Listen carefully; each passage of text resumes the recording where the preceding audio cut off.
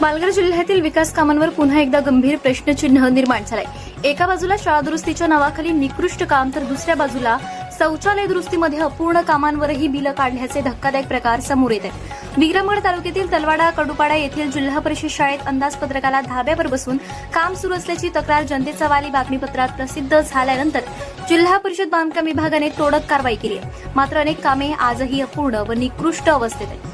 निकृष्ट साहित्य, नियमबाह्य पद्धतीने बांधकाम होत असल्याने विद्यार्थ्यांच्या सुरक्षेचा प्रश्न निर्माण झाला होता। या प्रकरणावर जनतेचा वारीने आवाज उठवल्यानंतर जिल्हा प्रशासनाने अखेर ही कारवाई केली आहे।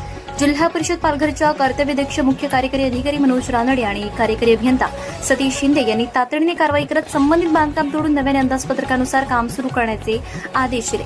मात्र दुसरीकडे जिल्हा परिषद शौचालय दुरुस्तीमध्येही गोंधळ उघड होत आहे। 5 लाखांच्या फुगीर अंदाजपत्रकात काम सुरू असताना अनेक ठिकाणी काम अपूर्ण असतानाच बिलं काढल्याचे आरोप होत आहेत। तर काही गावांमध्ये ग्रामपंचायतींनाच अंदाजपत्रक उपलब्ध करून दिली जात नसल्याने पारदर्शकतेवर प्रश्नचिन्ह निर्माण झालंय। एकीकडे कारवाईचा बडगा, तर दुसरीकडे अजूनही सुरू असलेले अनियमित प्रकार।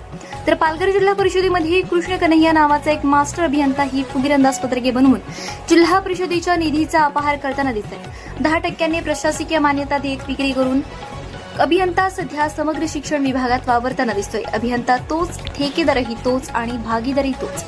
प्रशासकीय मान्यता मिळवून देणे ते वर्क ऑर्डर निघेपर्यंत सर्व सोपस्कार पार पाडणारा हा कृष्ण कन्हैया अभियंता कोण आहे तो आपण ओळखाच।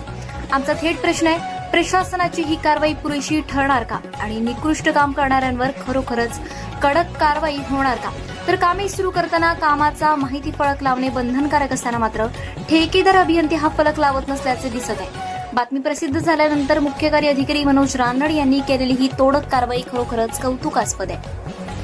तितकंच महत्त्वाचं आहे, परंतु कुठेही जव्हार, मोखाडा किंवा पालघर कुठेही दिसत नाही। मी फिरलो 2 दिवस। काय सांगते त्यावर? पुन्हा आदेश काढावा लागेल का?